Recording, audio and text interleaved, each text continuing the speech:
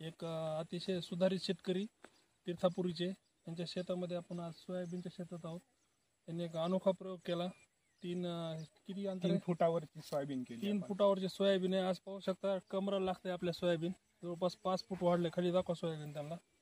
आणि ह्याला जर शेंगा पाहिल्या, शेंगा पण भरपूर शेंगा लागलेले. शेंगा सुद्धा भरपूर लागले.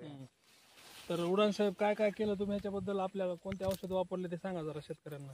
याला आपण भूअस्त्र, ग्रो मॅजिक, माई स्प्रे हे आपण वापरलं. त्यामुळे बराचसा खूप फरक पडलेला आहे. ग्रीनरी पण चांगली त्याची.